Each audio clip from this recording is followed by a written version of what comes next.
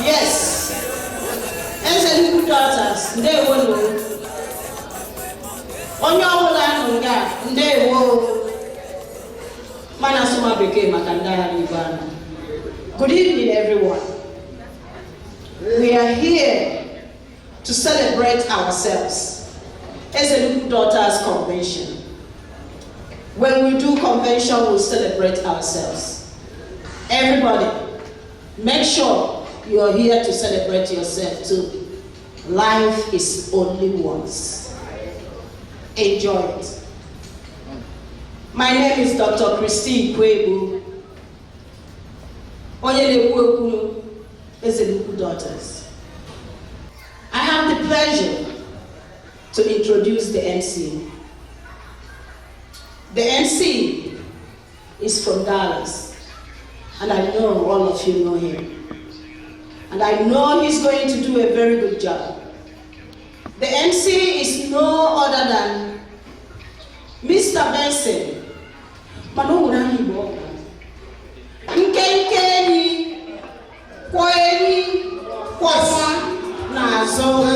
Mr. Benson.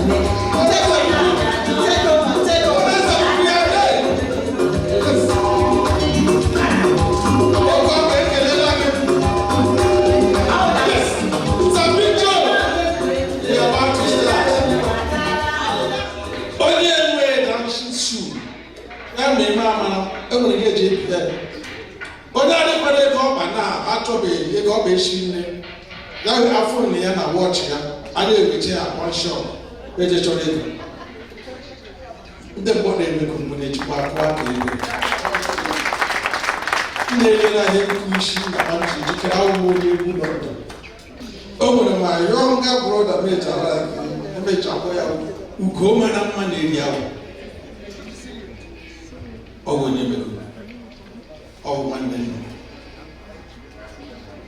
Mr. Gopi Harabiko, that was one color of this sheet.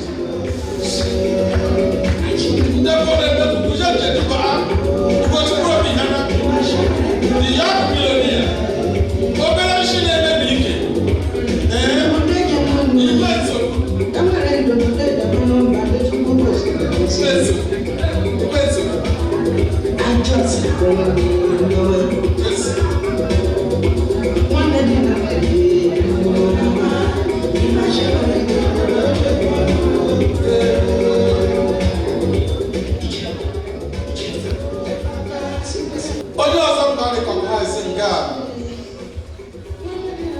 Mr. and Mrs.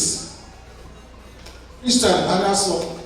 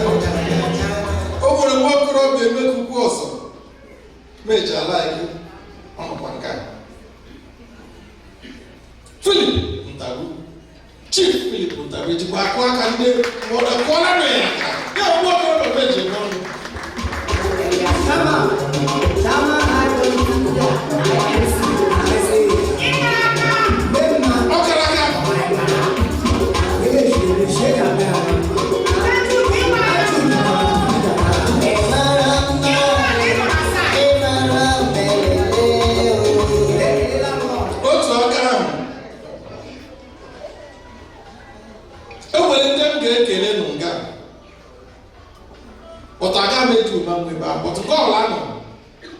I will reach you. Oh, okay. One them okay, I like him very well. Doc, Chief, and Mrs. Amizako. Call her in Makabiko. They will be Jim Badalas. Onye ọsọkpa nnụkwanga ogologo nwokorobịa ndị Owerri eji eme ọnụ. Mr. and Mrs. Azunna Kwara Nwaka ọdụkwa nga President of WOBC na-akụrụ maka nwekwara me nwokorobịa ọzọ nwụkwa executive ndị OPA Chief Priest ndị Ayahu Pialuoyi ndị Owerri Kwara ya ka Chief Priest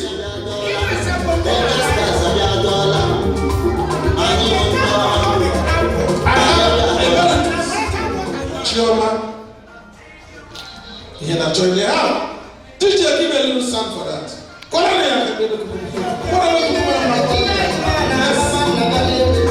soon as this is walking to the devil, Mr. and Mrs. As soon as President of the OPC.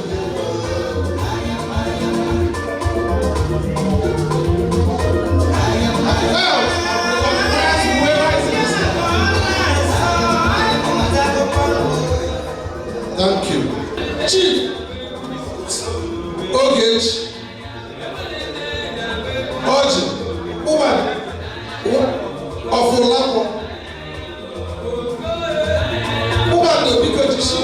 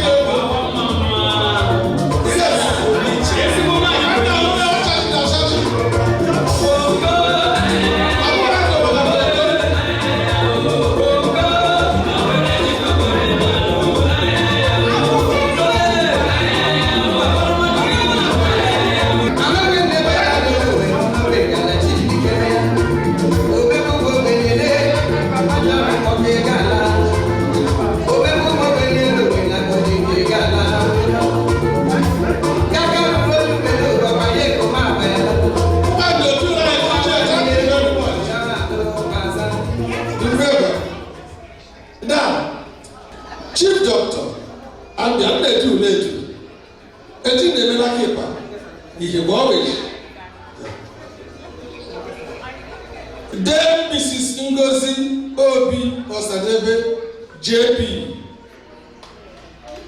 And I back here. The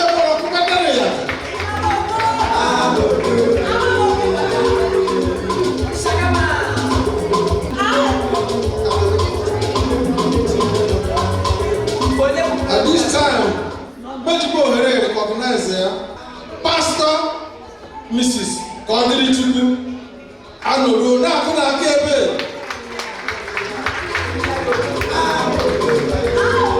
Others are Miss Chiso. Yeso. Aka, that should be my younger sister. Now, because when I walk around the way to Kuba,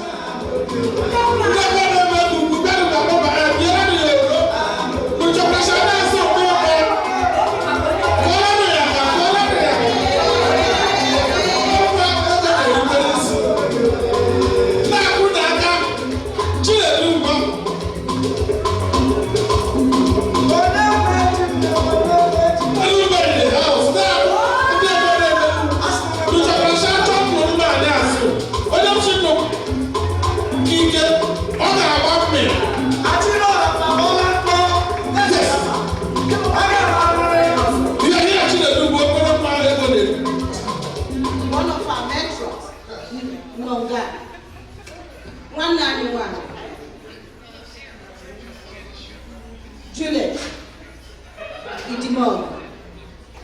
Anya kebela bela.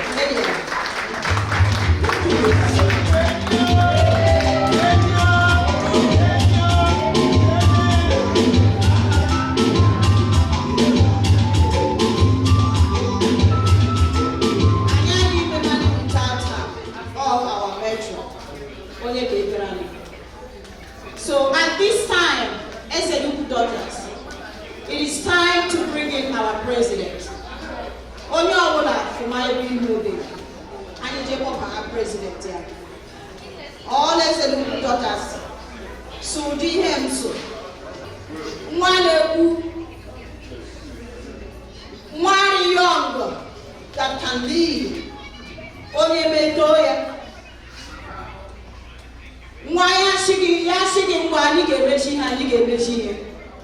Our president is no other than Princess Omanicha Stephen Sobi Oju Konamba Ojukus. Whatever you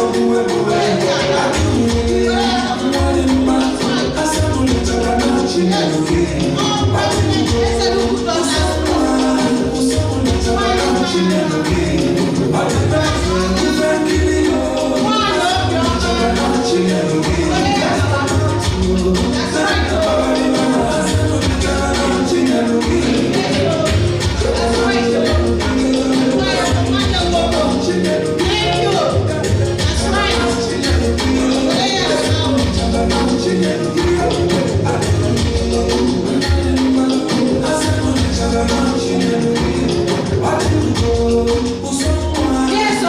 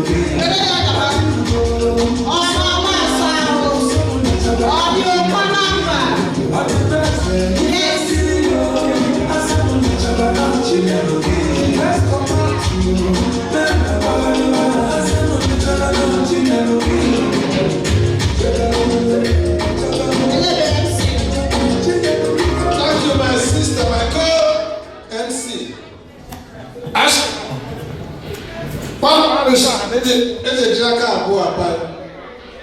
He ọwụla ime ga-akwa wee kwọrọ ihe nwanne amara mma ga-enyere gị aka. Ande ji ma elekwala obi ọtị. Yes. Onye na-ekpe ekpere bụ mgbọ na-emepụkwu. So always a good daughter. Nwanne m nwaanyị dị ada. Dị amabịa bemara anyị. Ka ọ dị n'ịkwa pastọ ka ọ dị n'ekpere anyị ekpere. Praise the Lord. Let us pray. Father, we thank you. Father, we thank you for this gathering, oh sweet Jesus. Father, it is not easy to gather. Many are there on their sick bed, but you beg us to come here to celebrate ourselves. Lord King of glory, as we start, sweet Jesus, start with us. Gather them, King of glory. Let there be love among them. Father, make what they are doing, let it be successful, King of glory. It will never be a flop. Sweet Jesus, we love you. We love you, there will be no emergency. Be our God and our guide. Protect us and see us through. As we commence on this, King of glory, let your guiding angels begin to guide us. Let this trip be a success, King of glory. We will never say, oh, had I known. Sweet Jesus, we thank you, we worship you, exalt your name. As we start with us, O Lord. For in Jesus' precious name we pray.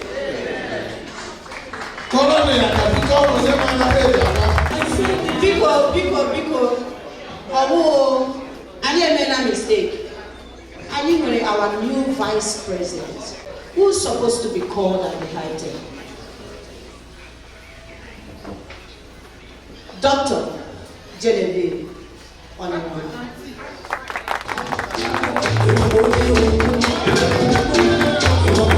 Our vice president, that's right.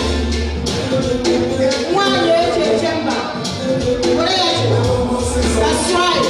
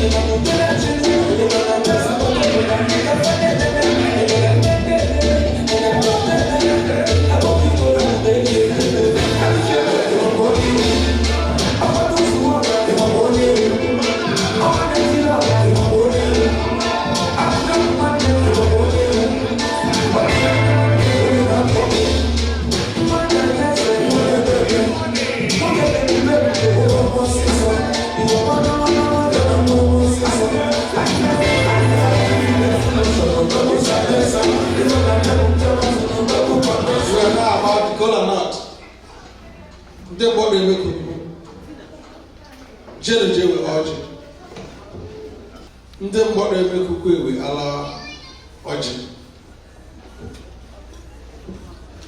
Ọkwa kelekele shirama ya pụkwa ya makwado n'esoje ya. Wala mara sha na eji aka abụọ akwa ya. Onye nụkwara nke a onye emekuku. Na ya akwa mgbọrọ emekuku. Mr. Mmekwa. Mgbọrọ emekuku eme n'ọjị. Ahejiri mpega na MC anwa na-ejikwa na pathology onye lọchara ndị mekuku nunga na were n'ọjị mena ndị daranga enda ka woshi Igbo kwani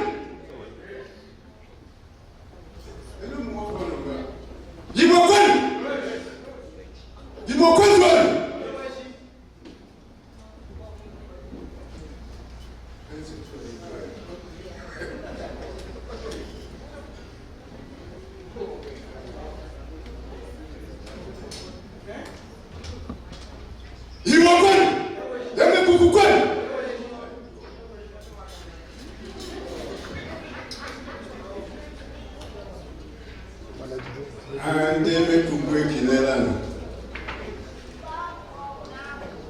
Every la hoche. You welcome one. ọjị a na-asụ bekee nsọ ọbụla ya dịka nri elu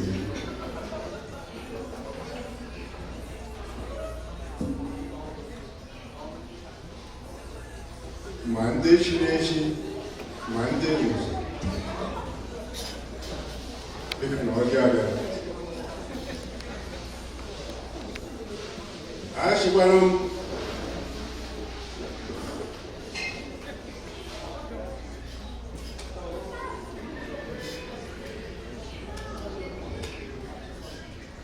aga m egosi ọjị elechara m anya ọ nwere ozi eji agosi ọjị nga ọnụ ya ọ priest ọ dibịa ọ ihe na ha wụrụ awụ awụ ọjị abịala ihe kwara omenala nna anyị na nna anyị ji na ọjị biko ọjị anyị na-awụ obila ka na onye dara n'anya dara ndụ dara ike dara ọmụmụ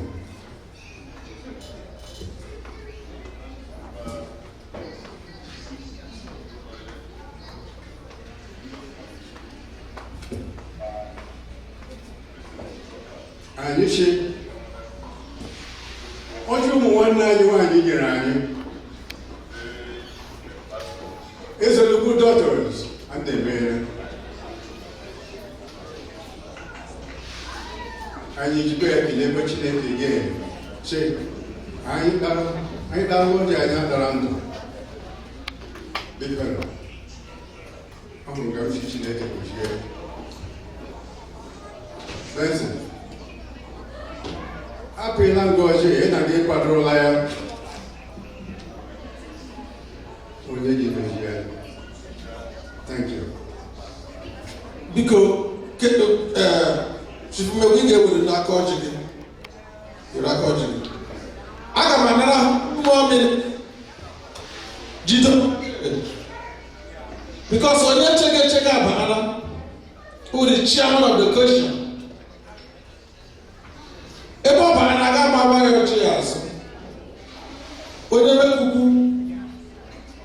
agọọla ọjị mana chairman nabara a na-eme ọjị ma eji eme ọjị because onye ọla nọ nke ọ nọbere du DJ chairman of education in the house Dr. and Mrs. Dr. Mmewa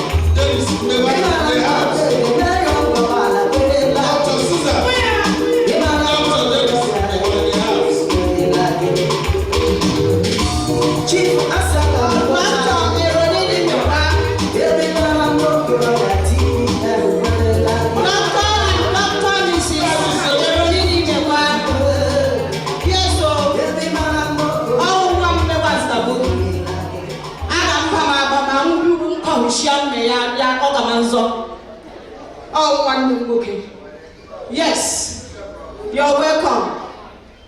You're welcome. Thank you so much. MC Elebe, and I continue.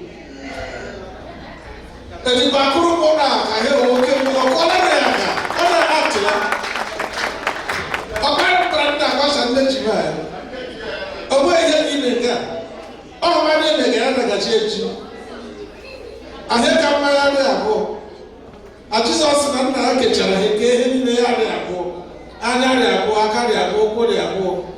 Ada ka enwe dị ka nwoke ya akpa ya abụọ. Ya lere gị mama m. The dog. I hope you're not in Chemana. Dr. Mrs. Did you remember not before Kappa? But when I was in that, I gave him the chairman. I bought them she pick a chairman watching.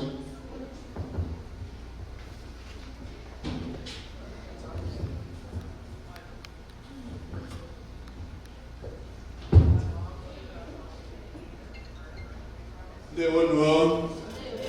They won't know. These are the good doctors.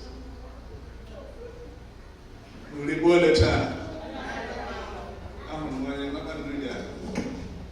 I'm going to do that.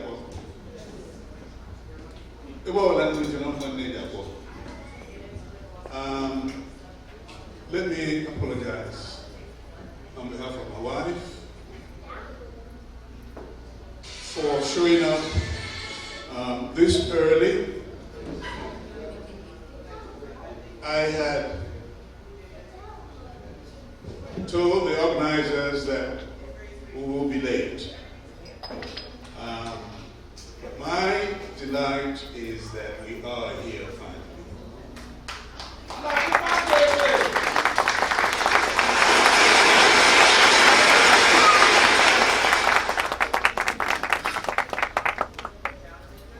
As you can know, my is a good doctor.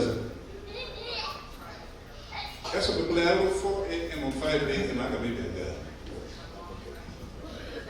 I see I'm going to God.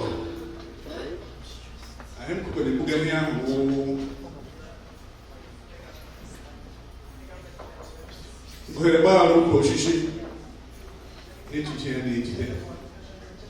so when I'm all lodging,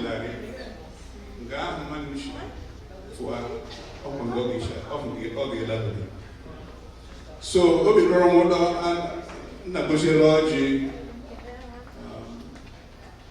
and they called him Cabo. So Ngoshi name Agoshi because I can go here. I'm walking here.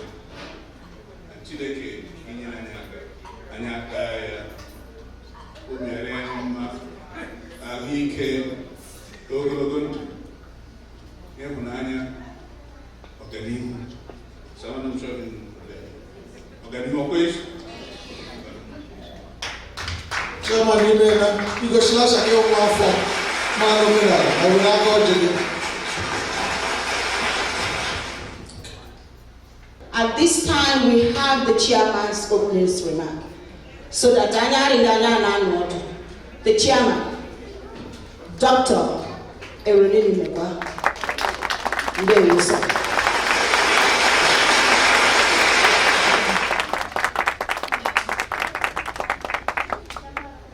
And there, money.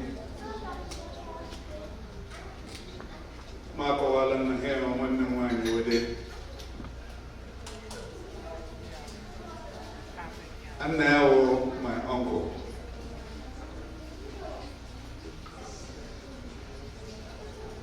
As me boy Anima. And the mena is my wine piano and your son. Okwebeka in the Burman of God. So, name an opportunity, if it's a good daughters.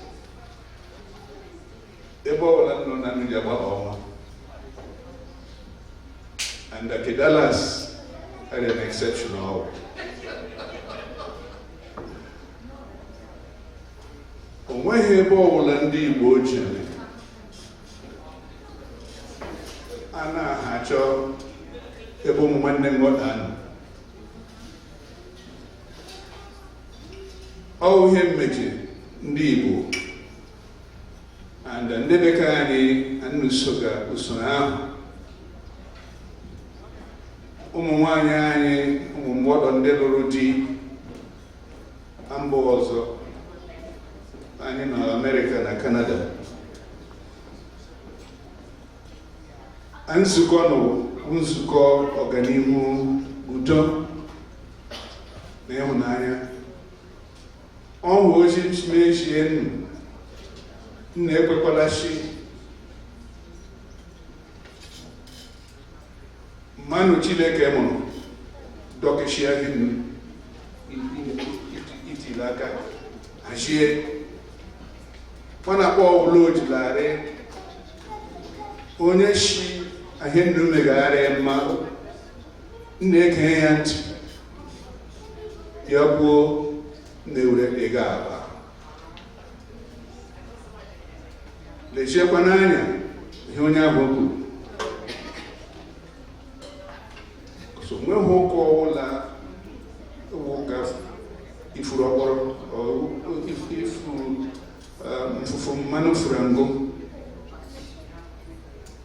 ụka ọbụla were mba onye nkwụsị gị nna were ya tiri ime akpa hụ na onye ọbụla kwuru.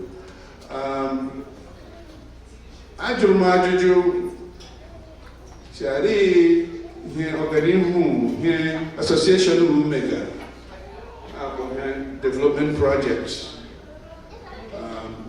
I'm sure ma onye president gị ikwu ka ya gwa anyị ihe mega because ọhịa ọbụla mesensi nkwa obi si mbịarụ ohie nna gwa anyị ihe nna omega anyị na-achịkwa nna aka kwali aya.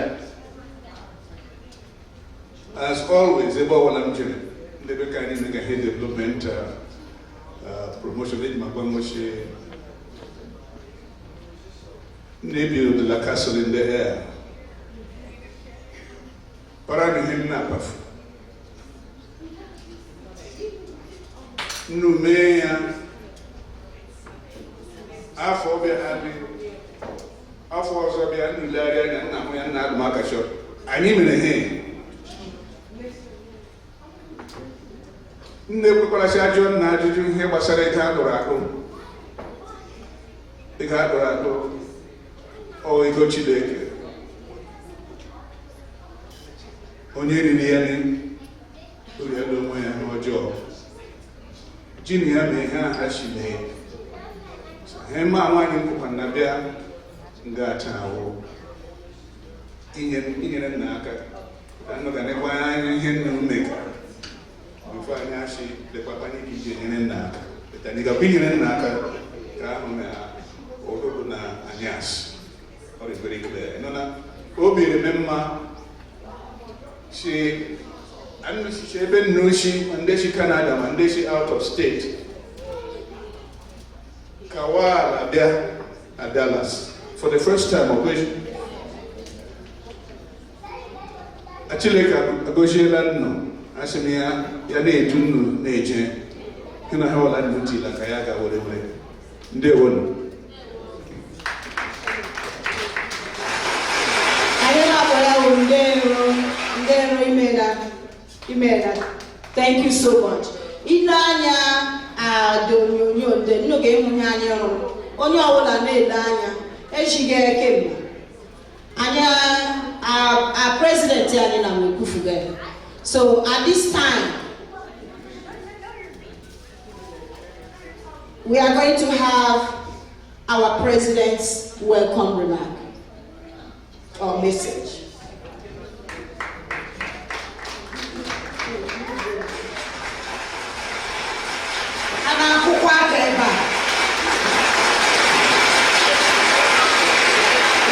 Oh, thank you very much.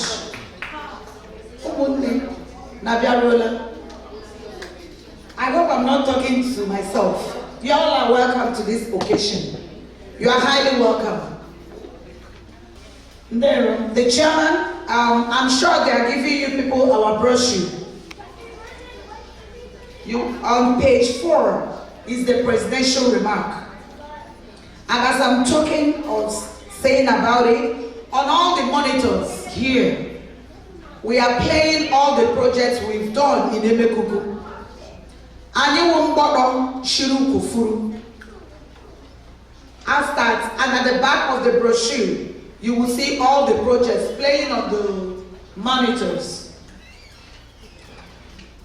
Mr. Chairman, sir, our dear patron and matron, special guests, distinguished ladies and gentlemen, it is with boundless joy and respect for the honor and privilege bestowed upon me that I stand here today as the president of Ezeluku Daughters, USA, Canada, otherwise known as Eduka.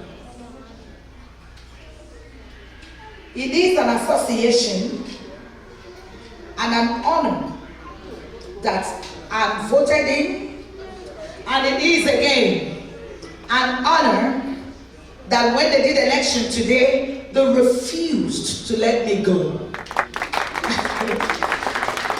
It is an honor that I, Princess Omalicha Stevens, also known as Ojokonamba, started this association in 2013, all the way from Michigan, and my sisters, without all of them helping me, we won't be where we are today.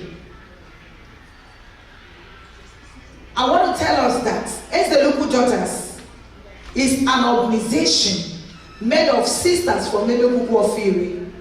We are all sisters.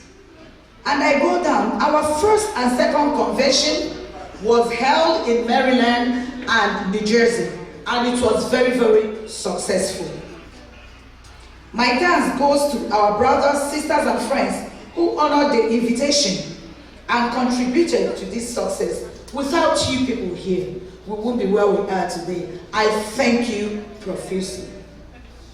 We know who we are. We know where we are coming from. We know how it is at home. It is because we know all this that we are doing what we are doing here today. It is for this reason that we are making the sacrifices and throwing the responsibilities of people at home for us to shoulder it for them. In spite of our individual problems and responsibilities, we still think of home. We strive to see what we can do to help uplift our beloved Emegugu ancient kingdom. We strive to help make it proud. We strive to make it as a competitive as other communities, if not more. After all, Emegugu was the center of civilization in the old Owerri province. It is from us that other people, other communities learned. It is from Emegugu, other communities around us, they learned, because civilization started in Emegugu. We must keep it up and not backslide. I jump over. It is for this reason that even though we don't have much, we shared with our people at home the little we realized from these two previous held conventions. Everyone at home has this impression that we pick money on the streets of America. Am I communicating? That is why everyone at home, they want us to bring, not knowing that we enslave ourselves here, working to keep ourselves and our family living. For what we realized in 2022 and 2023, for instance, a part of it was sent to our headquarters in Nigeria to help offset some bills, especially for those of our members who found it very difficult because of circumstances to keep up. Under my presidency, we renovated. When I'm talking about this, I want everybody to watch the monitor. Wherever you are, you see monitors playing. That is what we did with the two conventions we held in Maryland and New Jersey. Under my presidency, we renovated Azarebolu Primary School. We renovated Ubowala Primary School. We built a building housing 6 toilet cubicles at Chifobi Memorial Primary School, Ezelidio. And we also built a solid wrought iron GP tank stand. Because sorry, man, I'm going to Marco Waka. Ekelono Baraka, the Yabo also.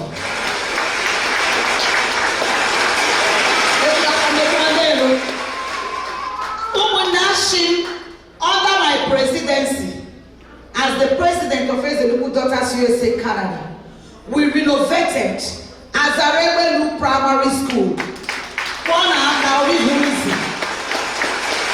It's playing on the monitor, and it's at the back of the brochure you are holding. The one you are displaying. Still under my presidency, we renovated Ubowala Primary School.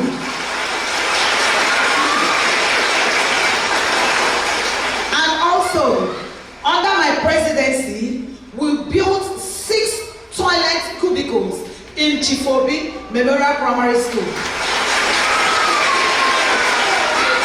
We also built a GP tank stand, and we connected the toilets so that they'll be flushing it.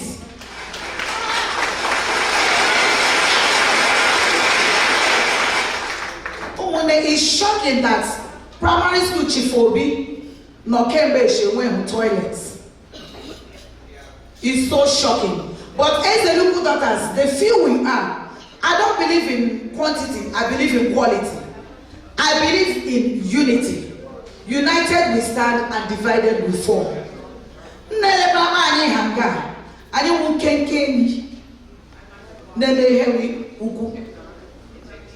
For instance, this is what we've done. So, Chairman, sir, I hope I answered your question by this message. And again, at this convention, we have other projects in mind, which we will not enumerate here because of time. But I promise you, because they returned me as their president, I will continue from where I stopped. Because actually, Ekelonya Boraketi Yabo also. I don't shande what even man Sambo Shila Waki man. Motion Chirijima.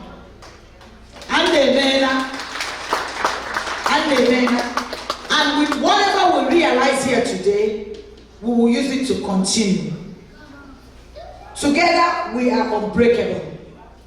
Together, we can move mountains with sisterly love and sincerity of purpose. There is little we cannot achieve. That is why we are Ezeluku Daughters. That is why we are great ambassadors of our Emekuku and our individual homes. I thank you all for your presence at this convention held in Dallas, Texas, and I welcome you all too. And I also wish you all a peaceful, successful outing and safe journey back to your respective homes. I still remain Princess Omalicha Stevens, Odiokola #1, from ancient Obi Royal Kingdom, and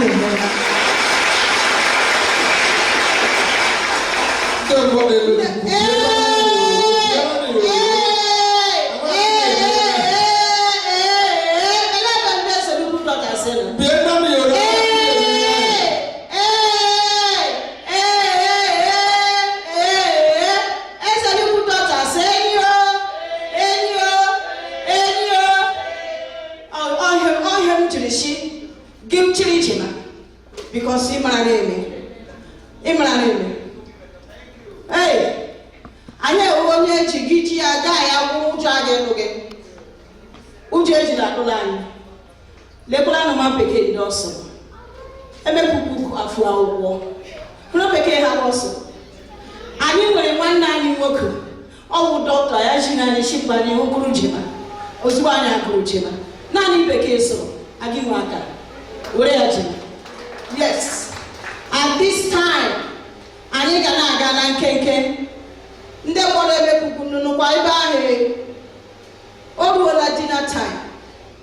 Anyị ga-iri. Anyị ga-edo aka ọnụ at this time. Adije ma ịkwara nwa egwu enwere ike gị na-eri ya ma ya atọ ma ọdụdọ ma arị ụlọ. Anyị ji seti onwe anyị ji rie nri. Biko na-ewere igwe anyị ga-eri nri na.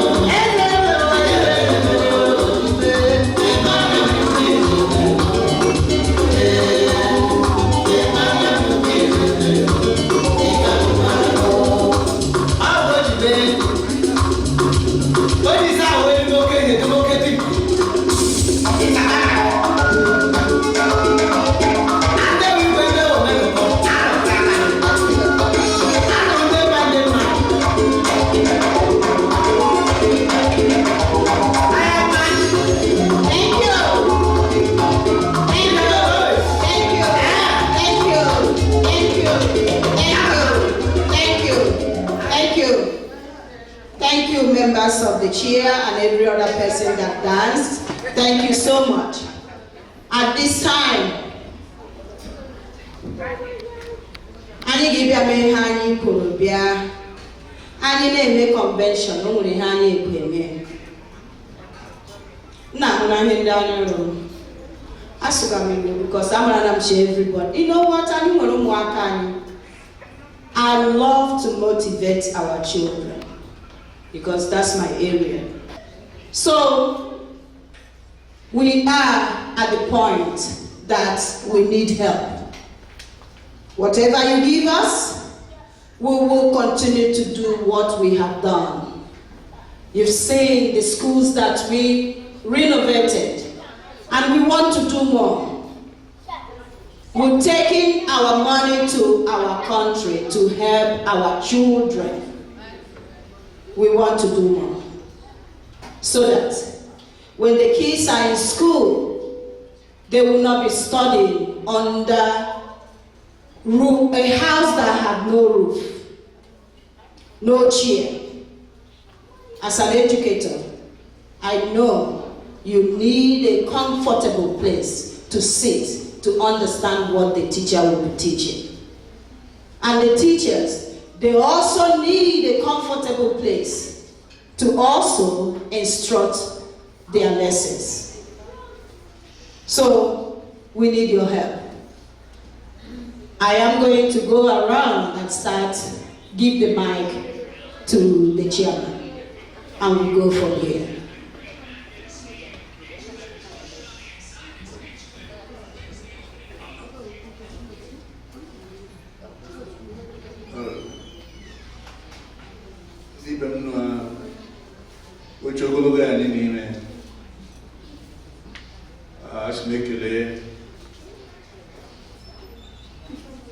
Is a local daughters. I had no mega or here she is. How much upon the man wine? Okay, I'm caramba mega opening remarks. Emily now because I imagine now.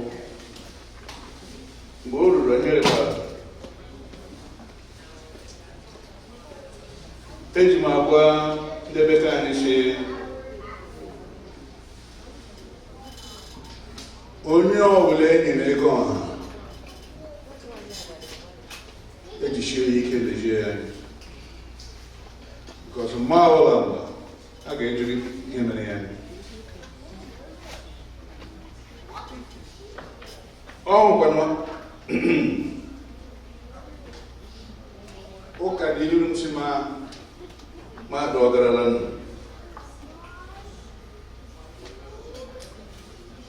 ebe ọbụla nri na-eme this meeting again aga m agba mbọ chọrọ ndị bịa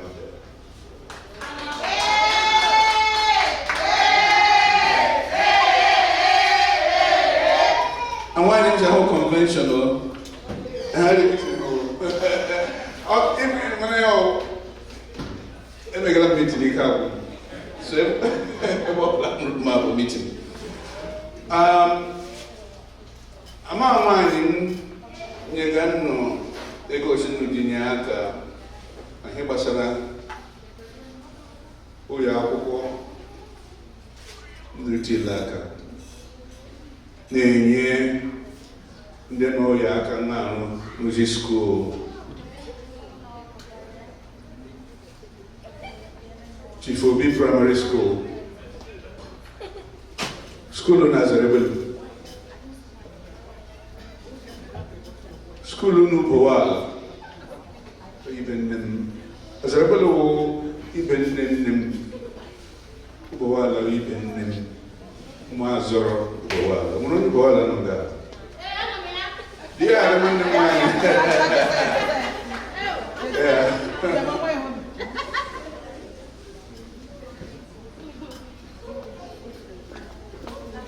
Kiribole, Ali ona makin. Umazoro ibn the moment equilibrium. Iribole. Obi Dormo Nam Kisan. Ama wani nyere no $4,000.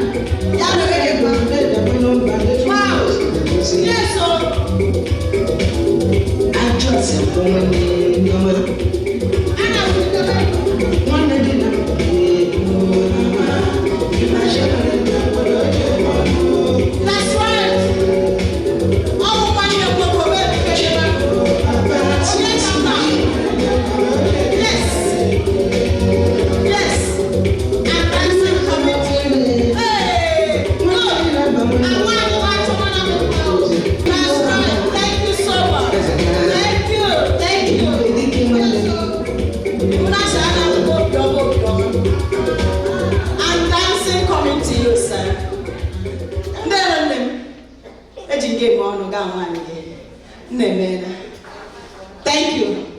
Sir, I give the mic to you. Thank you. Ndewo is a local Ndewo. Yeah, Chairman Ndewo.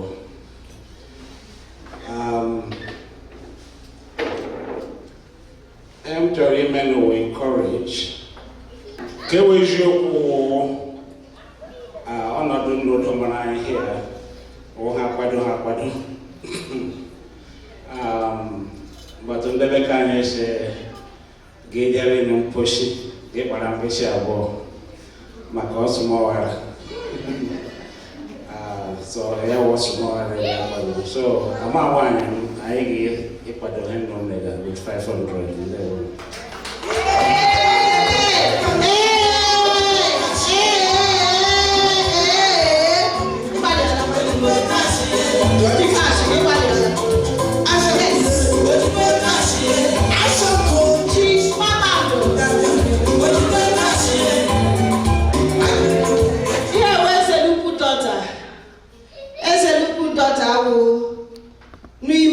Chief Kpakpando nwanne m nwaanyị ọ ga-represent ya di ya ngwanụ nwanne m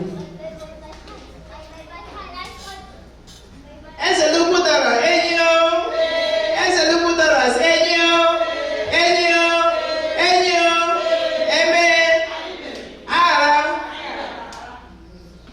ekelela m nno ngọrịa ekelela m Chineke that made it possible for us all to be here today. And it's wonderful seeing my sisters that I haven't seen in years. And I want them to come for a very long time. I'm here today. It's wonderful. Manekele, the entire Ezeluku Dollars for the great work we are doing. Nekele, the president, Princess Omalicha Stevens, for the great work she's doing. Nekele, Ndeta Lasnine. Nekele, my brother-in-law, a great son of Olakwo, no here, Sabayo, Aloy Mewa, and his beautiful wife, Amara Mewa. Shout out to them. So I'm so happy to be here. I'm at Dim Galanonga today. Dimiwo Mborobu in California. Okay, Oma. Today my way I'm working Kamanya Mabek one.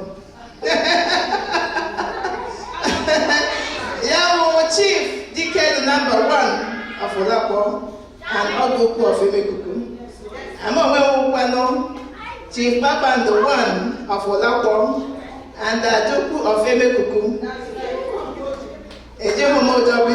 Because Nanya rights, many other left, and they So I didn't get down to here, but we had another occasion in California that he's representing.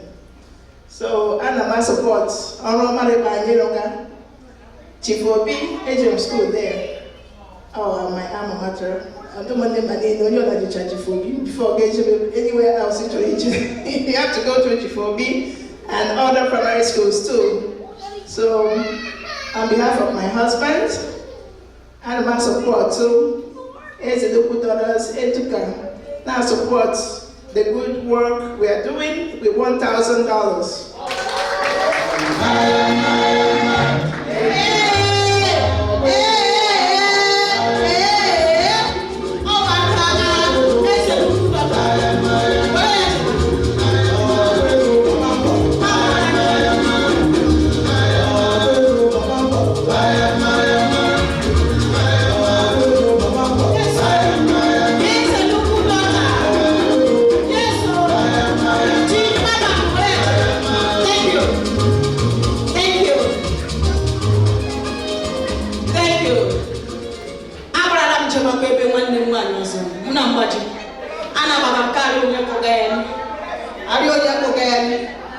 Dr. Genevieve Anna Biamileno, the Vice President of Reasonable Daughters. They held out again Maganaka, Gishim Bama. As a local daughters, Enio, as a local daughters, Enio, no one.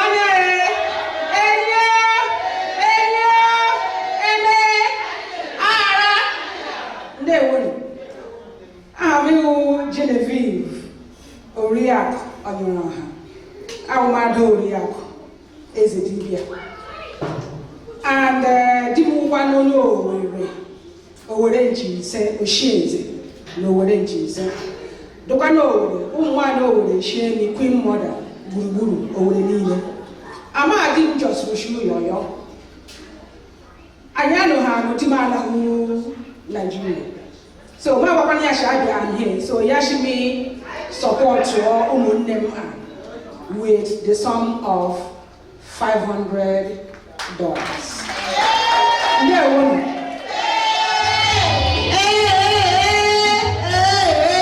Queen mother. What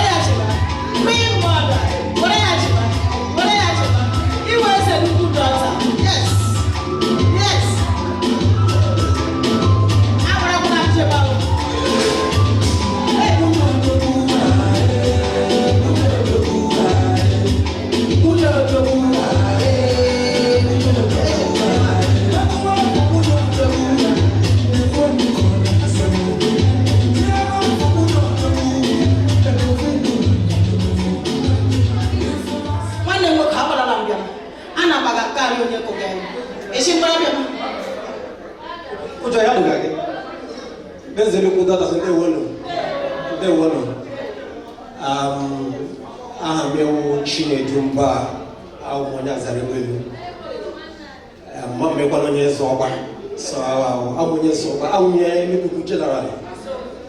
Before me go hem chori kuni ya chom shi wanne mo ke kuch ku bia kola anya so that dey bia kola all of them separate. Yes.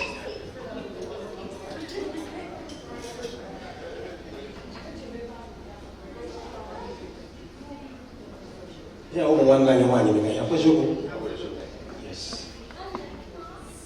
Na ha umu nwoke emekuku na Dallas ke mo nwoke mo wani shi mo at the moment. I think you know $500. Then more working one man you may know $500. So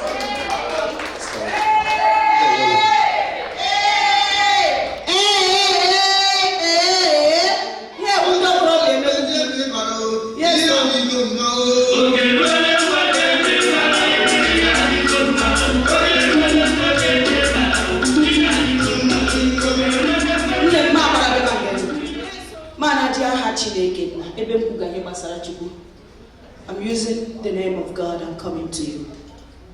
Ngwana. Is it?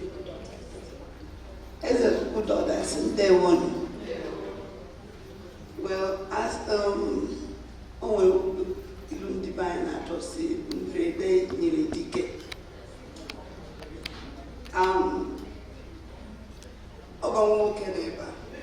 And always your gonna be seen. Makan always your and where Bokurum Nagaga. Oh, when the man from Sinsoya. I'm like me about Sarah in our bed.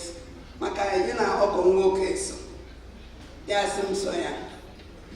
Apum Hannah Zagami, you $200.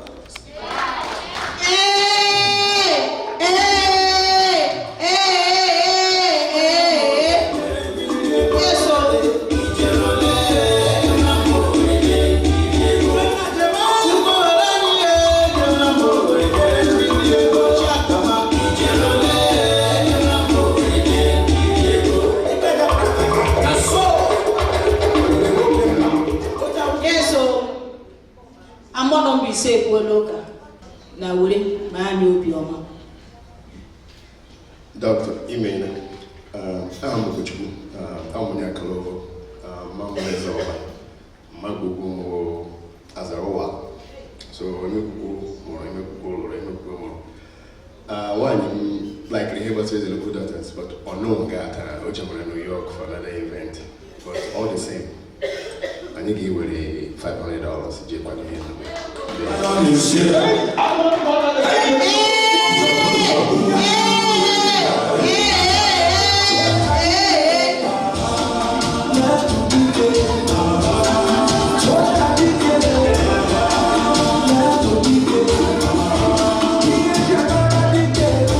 Yes, thank you so much, Ugochukwu. I'm not keeping on New Jersey, Ghana, Bema Dallas. Thank you. One day, okay. There's a little bit of the Kelama. And my uncle, Mr. Anasa, I want to know about it. You make a hand in it. You just put a hand in it on behalf of my mind. I can give you $500.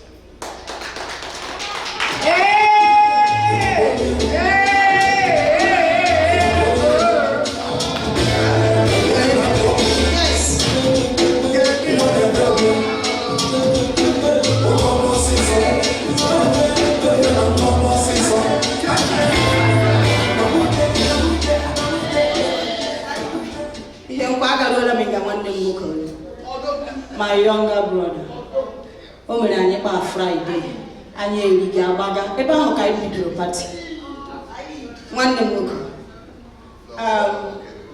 Ozueme, Chief Ozueme, Philip, Chief Ozueme. It's a little daughter, Queen, where's you? I am Philip, and you're talking and Kabu. One for Ezedibia, and the number one Emekuku ancient kingdom. Meaning 1,000.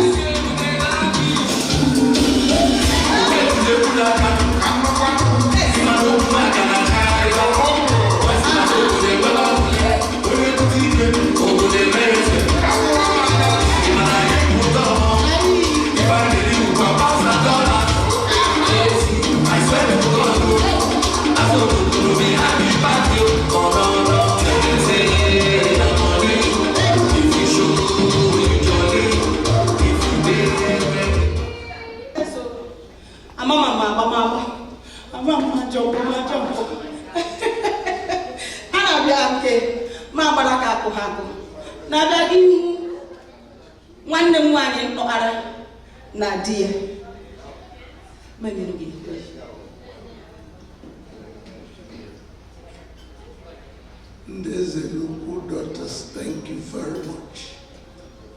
And it is my privilege, that tonight. Be honest with you, because of my health conditions, I wouldn't have been here. But due to my wife dragged me out, I followed her. Don't mind what I'm giving you for now. Whatever you see, I'm giving you an envelope. Well, I think I have $200.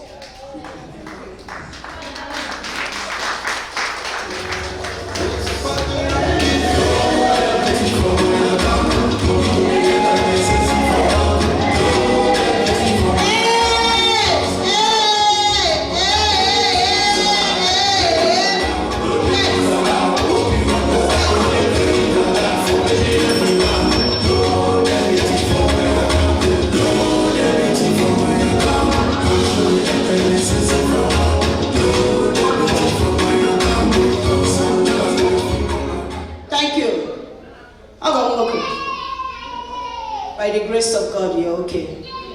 When him you're engaged on a local panga. The mother is the daughters.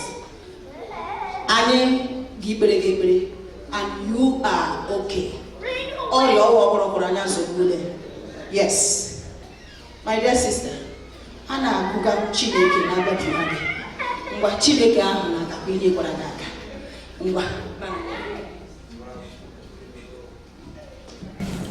As I look at us, no one. You can see how I'm talking, I'm tired and sleepy. Your president, Omaricha, is my friend. She gave me the invitation, even though the invitation was for me and my husband, but I guess my husband forgot. He's now residing in Texas. So, on behalf of myself, and my little baby over there, for his auntie, we're going to give her $200.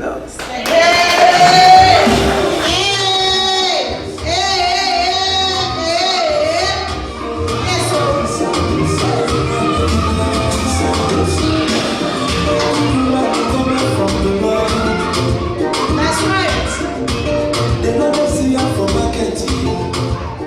Thank you, my dear sister. I have a pen here. Thank you. One. God to me. Anna Manama. They would.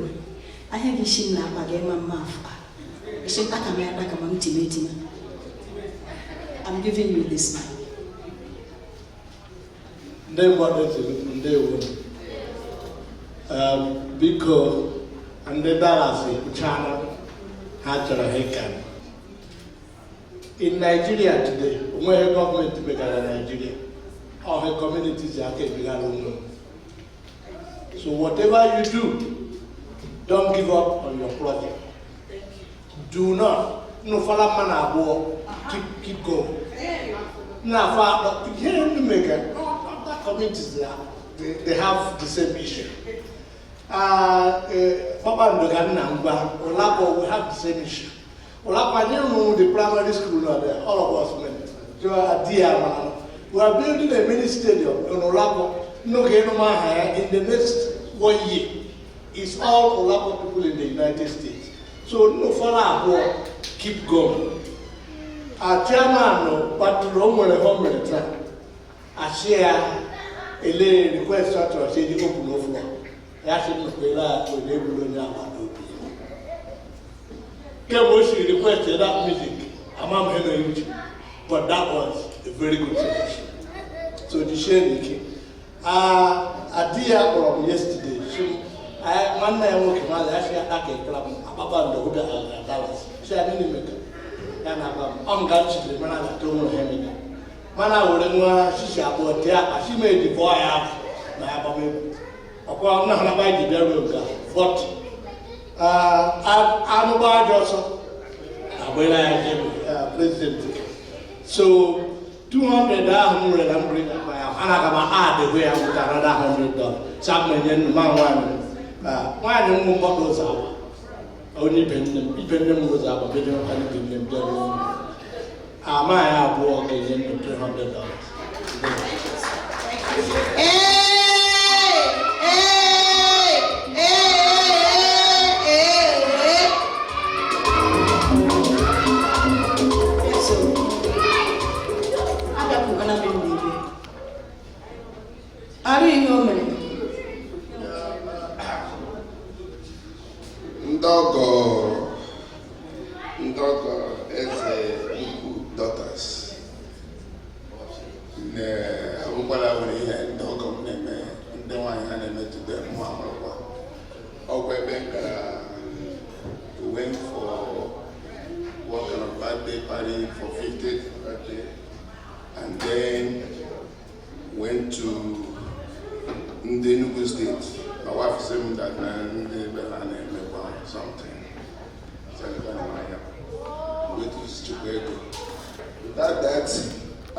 For somebody who hasn't worked for a long time, I will put $100. When you guys come back again, I will give it.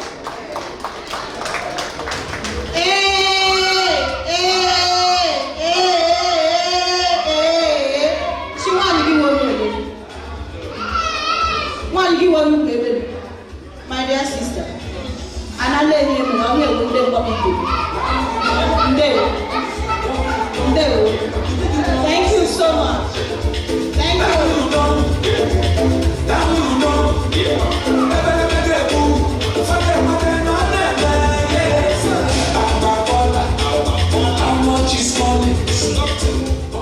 Yes, so I be a baby as a local son or two. We go to Punem. I will remember the local daughter, so come to God.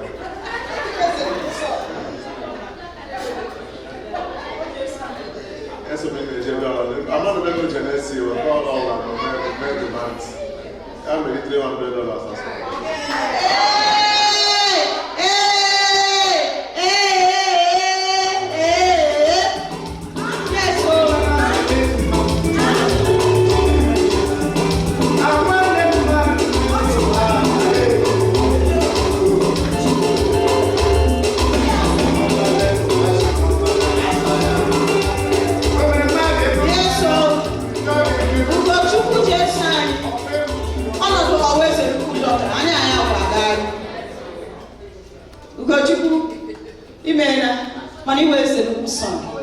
Yes, and will be as a daughter one day.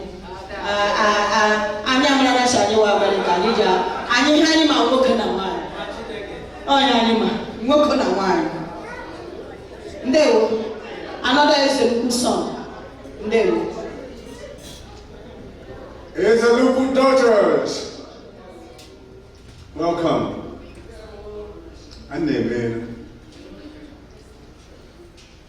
I didn't pay that didn't before she didn't move with. I can't give you now. Or I give you. I had no mega. I had no mega, Masha. She Gije Maria school Mijere at Toletary home. Girl. Gamu Bala cement. I hear. But me, Margot, I'm old Dennis, and what would you pay will? I know what I use the Libya. So, one young one, only make up on the answer. So, I is a local daughter, Moromi. Malo is a local. Each body idea. My mother was one of the flag bearers of Ezebu. Ilan Euro.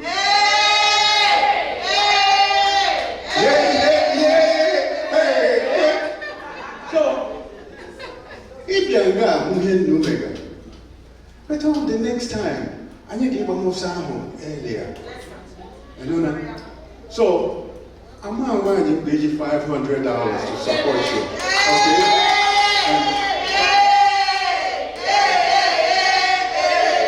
Because you share the Okorobia is a Libya. Okorobia, who will give us a Libya? Give up another.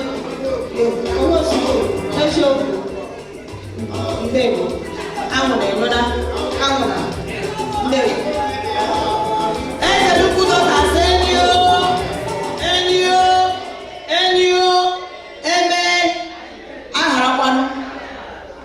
I always told you people I believe in quality. So o nwere nwanne anyị nwoke mmadụ mgbe ọbụla akpọrọ ya oku o ji aza. Ọ bụ onye ebe kuku ọfụ iri. Ọ biko na New Jersey. Ihe gbasara ndị mgbọkọ ebe kuku ji arị ya mma because ebe ahụ o shifuru. Ọ shi ma ọmalịcha nne m ọ dịkwa na mba nne m. O nwere ebe m jere but aga m ekwu okwu atọl na him bad because he's always supporting us. Mgbe anyị jere Maryland o nyere anyị ya wụ chairperson. Eje New Jersey o nyere anyị. O nwere ebe ya nwaanyị ya jere. Ya were $500 nye m shi ndị mgbọdọ and enyekwa nna m ya ndị mgbọdọ ọwụkwa na-eji aha ya wụ Ikenna Ejiogu nwada mbụ Ejiogu. O nyere ndị mgbọdọ eze nnukwu dọkas USA Canada $500 and I have given it to them cash. Eze nnukwu dọkas enyo and Nemena DJ play some music. Hold on. Ye were ihe kokwe maka ma were kwala menye nni ebe. Ọ nwaanyị bịara nga. Ye were ego shani ji nyere aka. And they'll be here at $45. $1 here all like in aka. Yeah.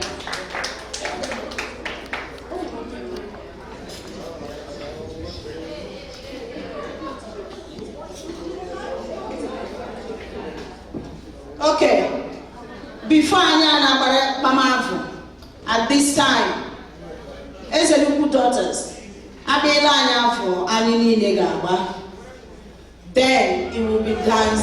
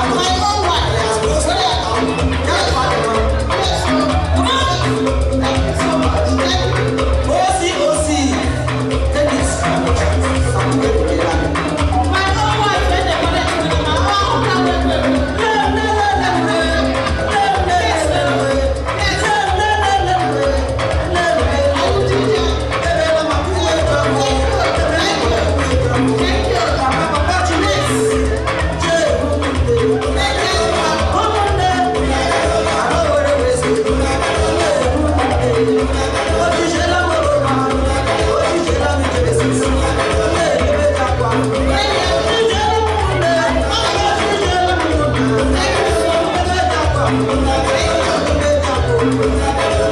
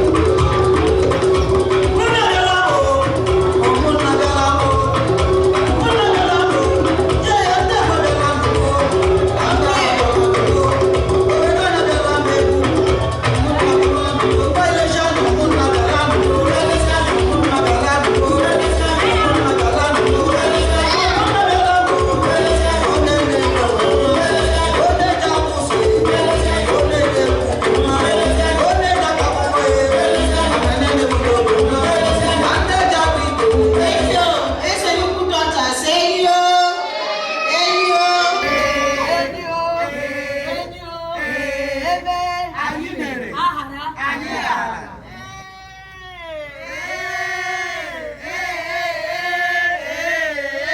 Eze ukwu dọtas enyo